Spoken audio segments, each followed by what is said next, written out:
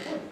Y de hecho, una de las líneas de investigación que yo he desarrollado en mi corta trayectoria es precisamente la del control del trámite legislativo, que es un poco lo que apunta Luciano.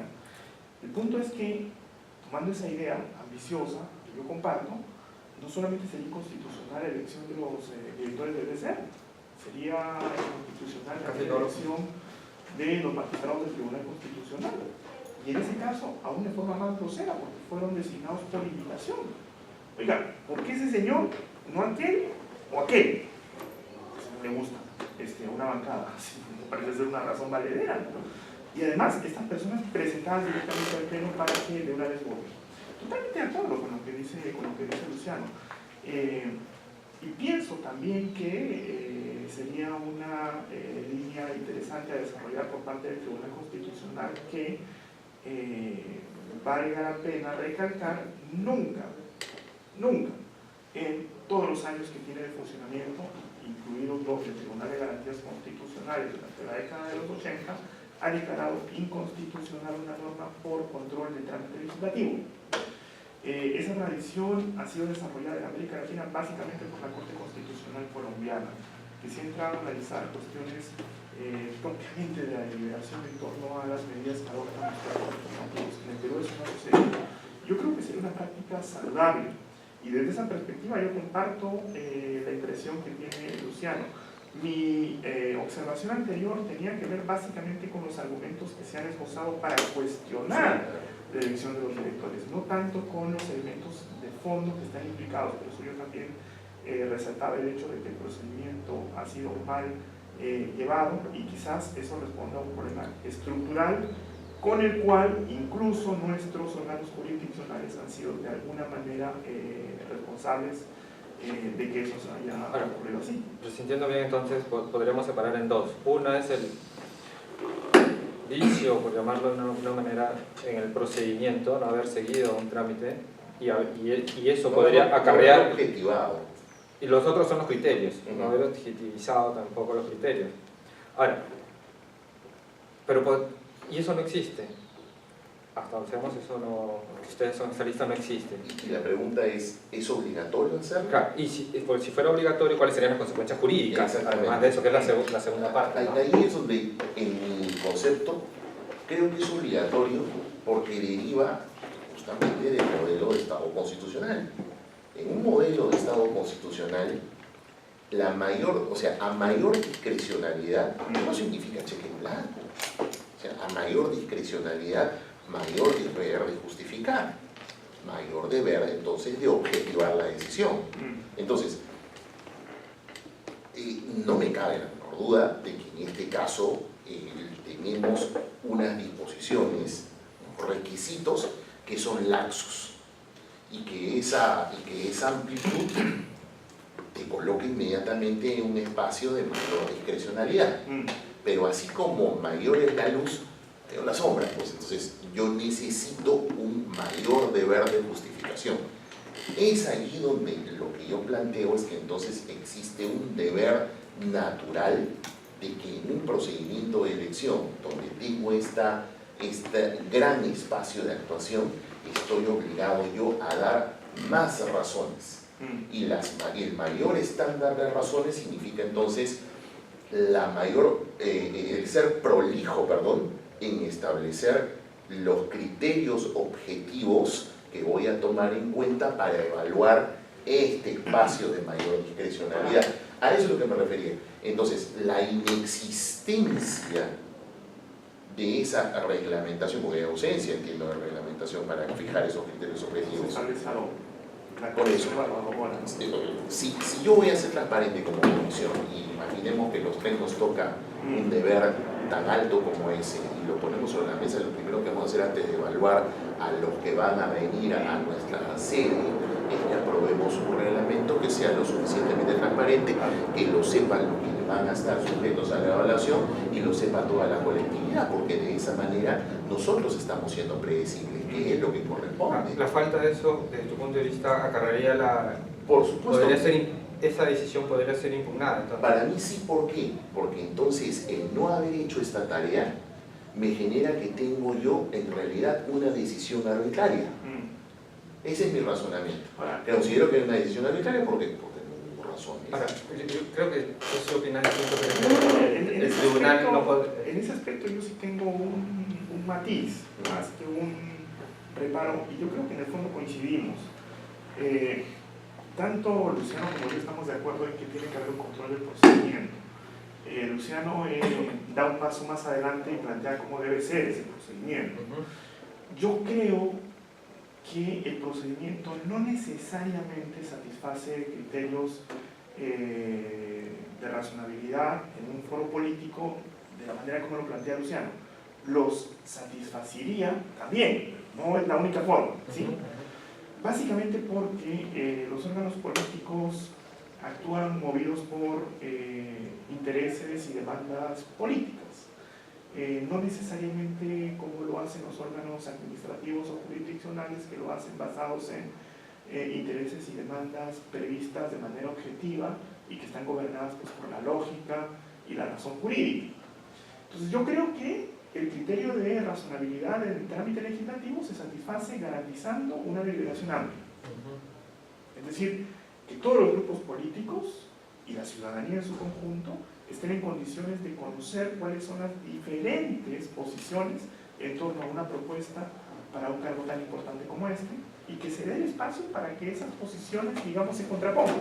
Pero al final del día se toma una decisión, y esa decisión no necesariamente va a ser objetiva en un sentido, digamos, puro, porque lo que el foro político va a decidir es si le otorga su confianza o no a una persona para que cumpla un cargo en un órgano administrativo. Yo pienso que el control pasaría por ahí, y de alguna manera esta mirada es consistente con lo que ha ocurrido en la experiencia comparada. El control del jurisdiccional. El control jurisdiccional del procedimiento en un espacio político. Por la falta de procedimiento, eso sí podría ser controlado. Claro, pero mi comentario va un poco en ese punto concreto, ¿no? Porque lo que dice Luciano es hay que hacer el control, pero él además da un paso siguiente. Él dice, ¿cómo tiene que ser el control?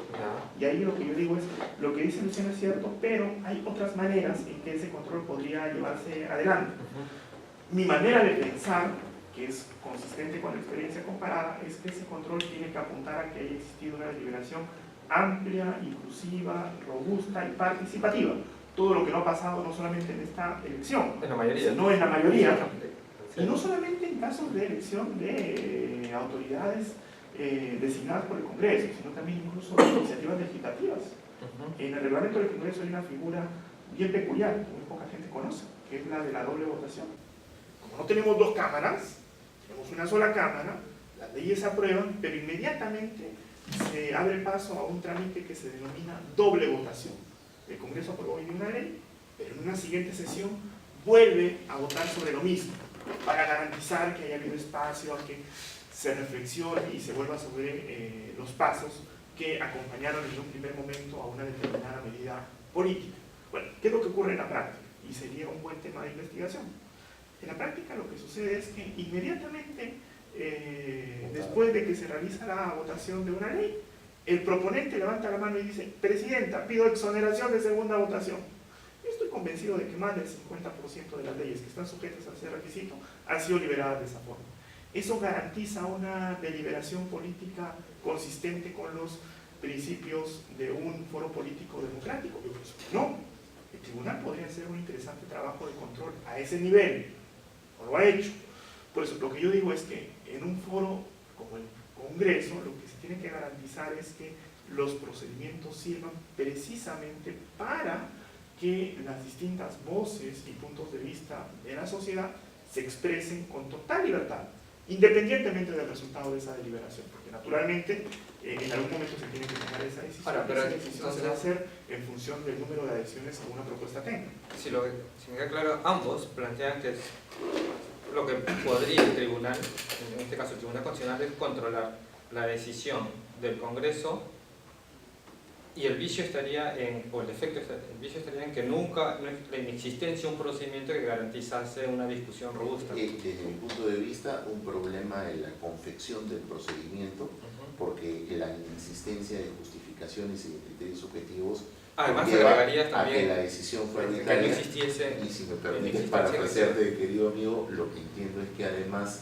habría un problema, eso se concretaría porque hubo un problema de falta de publicidad que es inherente al debate parlamentario. También, sí. Y todo eso suma, A más B, da como resultado que tendríamos un problema de constitucionalidad formal, que es lo que al menos yo he planteado desde el inicio y que entiendo que tú también coincides con las particularidades, pero que habría un problema de constitucionalidad formal, que es muy distinto a que vayamos al fondo del asunto, es decir, mirarlo como una constitucionalidad material, si es que cómo se mide la idoneidad moral y todo lo demás, que yo allí, y lo he dicho también públicamente en redes, es que para mí hay un problema de principio, entonces yo ni siquiera tengo que pasar al segundo nivel porque para mí hay un deber implícito de objetivar la causa y eso nunca existió. Ahora, ambos asumen que el debate de por sí produciría buenos resultados.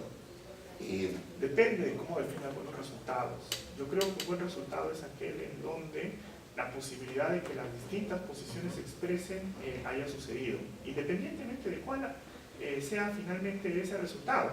O sea, yo creo que debemos perder de vista a las personas. Podemos tener infinidad de discrepancias y objeciones con las personas que han sido elegidas. Yo en lo personal tengo no 1 millón, sino 20 millones. Yo no votaría por quienes han sido designados. Pero esa es una mirada que es muy propia de mi propia visión de las cosas, de cómo es que yo pienso en la realidad política, que es legítima y que cada uno de nosotros tiene. El punto no es ese.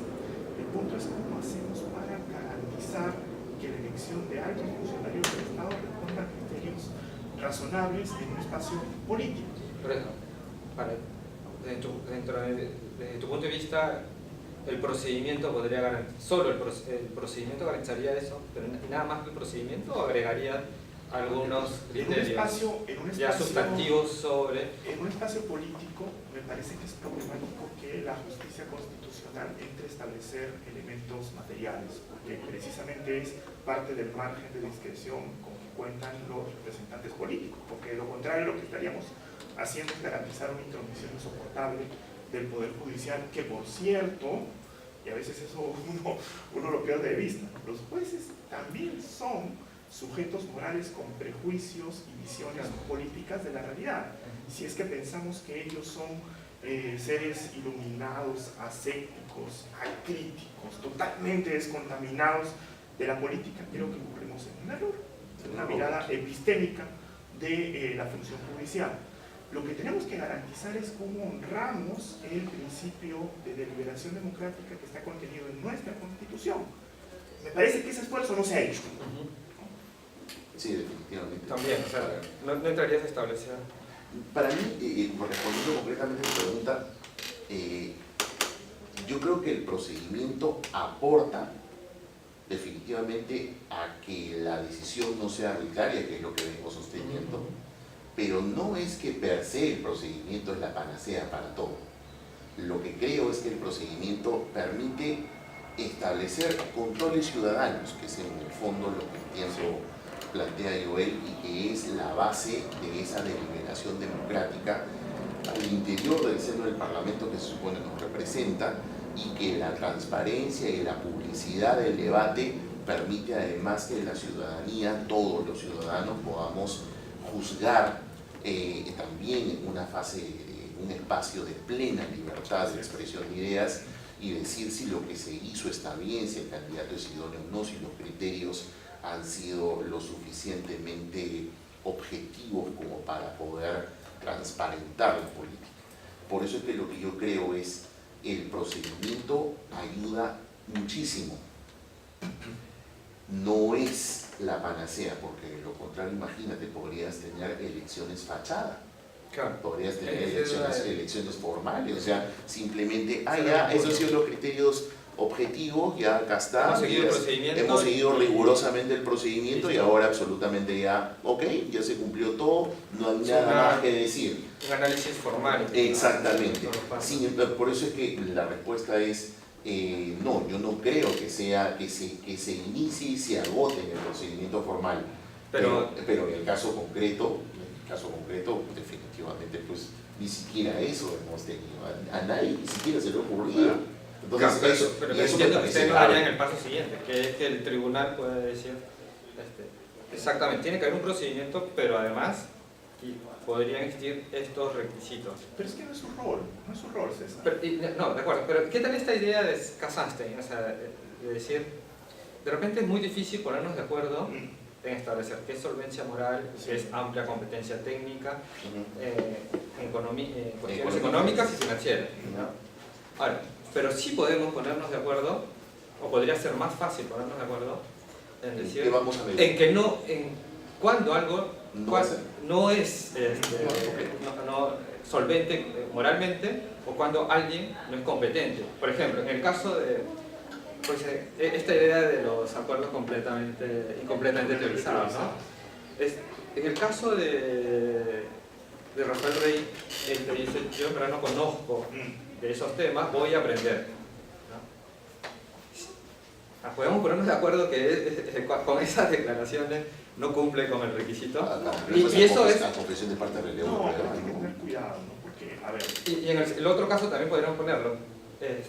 Si alguien podemos estar de acuerdo en que si alguien manipula audio, sin entrar o realiza conductas como el del señor Moreno o de un personaje en los años en el gobierno aprista que hablaba de negociados, de los petroaudios, Sí. claro. Y lo proponen ahí, podríamos, que no han sido condenados, pero están ahí, podríamos decir que son solventes. Yo creo que los caminos de la política que no son solventes, distintos no de que los son. caminos de la justicia. Cuando el Congreso de la República hace algunos años designó a magistrados del Tribunal Constitucional que después inmediatamente demostró que eran personas comprobada insolvencia moral, el pueblo salió a las calles y la protesta fue tan grande que terminaron doblándole el brazo al Congreso. El Congreso tuvo que anular esa designación y nombrar a otras personas. Posteriormente ocurrió lo que se denominó como la famosa repartija, ¿no es cierto? Un grupo político dijo, yo quiero a este señor, y el señor pues no era precisamente el mejor candidato disponible. Y otro partido político dijo, no, yo quiero a este otro señor, y el señor de Constitucional no conocía, salvo que había un documento que se llamaba Constitución. Y la gente salió a las calles, y la protesta fue tan potente que el Congreso tuvo que retroceder. E incluso las mismas personas que fueron designadas, para no ver afectada su imagen, su trayectoria, denunciaron al cargo. Y eso tiene que ver con los caminos de la política, que no son precisamente los caminos de la justicia, César. En un foro político, darle carta libre a los jueces, incluso a los jueces constitucionales, a que intervengan de forma desaforada, de forma desproporcionada, y que cada decisión que toma el Parlamento se convierta casi en una decisión que tenga que respetar un parámetro jurisdiccional, me parece peligroso. Termina por ahogar la política. Más aún, termina por trasladar los reflectores a un espacio determinado de la vida social, que es la arena política, pero deja libre otro espacio importante que es la arena judicial.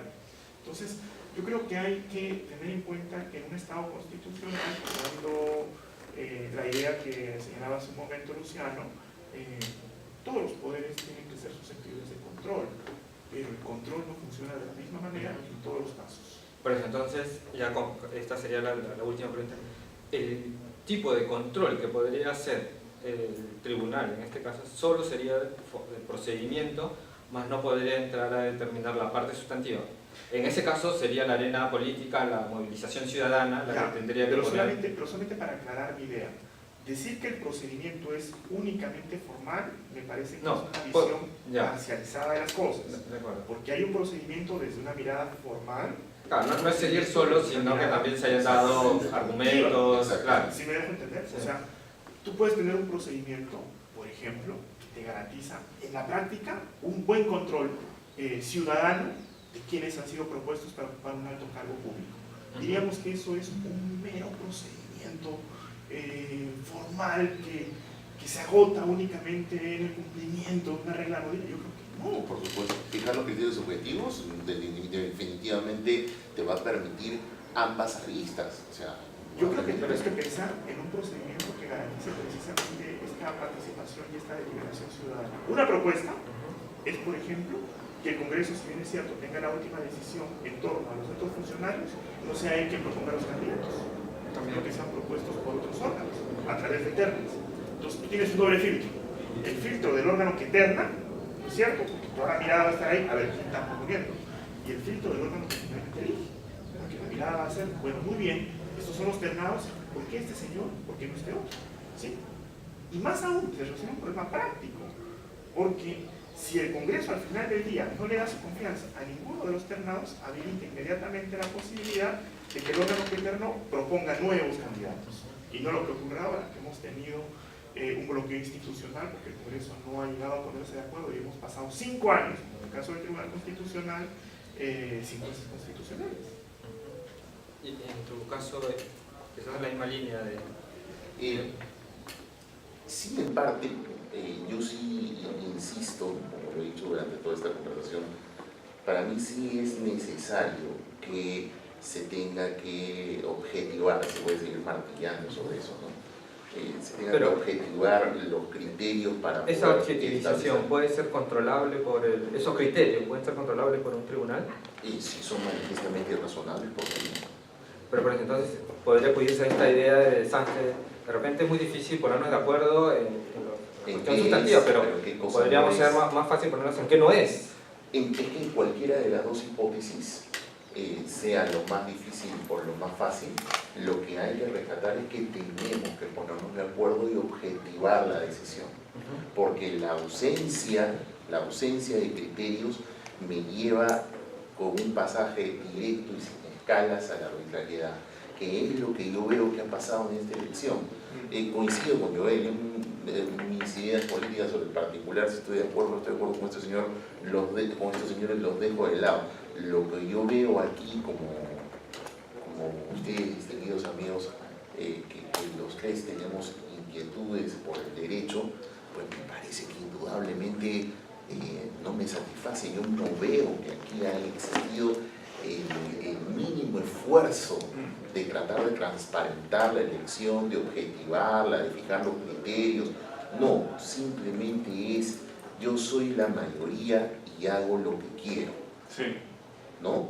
Y eso es dañino, corrosivo de los cimientos democráticos de una nación. Eso es, para mí, manifiestamente arbitrario en sus bases centrales. Desde ese punto de vista, entonces, lo que concluyo es, para mí sí es posible hacer un control constitucional. Creo que por las razones que he planteado, habría un problema de constitucionalidad formal por la ausencia de siquiera criterios, razones y esfuerzos. Y desde ese punto de vista, la movilización a nivel jurídico es posible. ¿Cuál es la herramienta más eficaz? Me da la impresión que por la manera como está configurado el caso, creo que lo más idóneo sería una acción de constitucionalidad, que es lo que he señalado también en redes sobre mi posición en este tema. Creo que con esto, esos 3 puntos ya hemos agotado la discusión.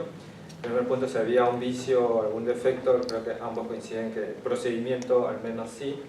Lo segundo, ¿cuál sería el nivel de control, ¿no? Si los jueces pueden controlar, creo que ambos también están de acuerdo. El matiz podría ser hasta dónde se llega a ese nivel de control, sería el tercer, ¿no? Solo procedimentarlo también podría entrarse a analizar la cuestión de los criterios. Claro. Pero planteas un buen problema, ¿no? ¿Hasta dónde pueden llegar los jueces? Quizás, y esta es una idea mía, la idea de Sánchez, tomando esta idea de Sánchez, podemos ponernos de acuerdo en qué no es, en cuestiones, concretizando más, porque a veces los grandes acuerdos teóricos pueden ser complicados, ¿no? Sí. Podría ser una salida, pero... y esta también es una visión particular viendo lo que pasó en Colombia, Inglaterra, Estados Unidos y acá en Perú también. Muchos estamos perdiendo fe en que la deliberación, solo la discusión pueda ser y los acuerdos y que a partir de esa discusión las mayorías puedan transformar sus preferencias, pues es bastante discutible, ¿no? No sé si quieren agregar algo más. Agregar una cosa muy pequeñita. Yo creo que no debemos idealizar ningún espacio. Tenemos un escenario político complicado por la manera como es que están diseñadas las instituciones y sobre todo por la manera como es que se han implementado en la práctica. Al mismo tiempo yo pensaría que tampoco hay que idealizar el foro judicial. Los jueces también se equivocan y yo creo que también tendríamos que pensar en cómo es que el control frente a esas decisiones judiciales se va a llevar adelante, porque el que un órgano como el jurisdiccional tenga la última palabra sobre el significado de la Constitución supone también una carga y una responsabilidad tremendas, y no abrir demasiado la puerta para que esa discrecionalidad se manifieste creo que sería lo más prudente en un Estado democrático y comprometido con valores republicanos, ¿no? Sí, ahora lo que sí queda claro, creo que la impresión que definitivamente conseguimos es que en el caso concreto de esta elección, definitivamente no estamos hablando de una elección transparente, ¿no? No. Ni el más mínimo esfuerzo siquiera tratar de objetivar y ver, simplemente al caso, ¿no? Soy la mayoría y hago lo que quiera. Creo que eso sí se lo suma. Muchas gracias. Gracias a ustedes.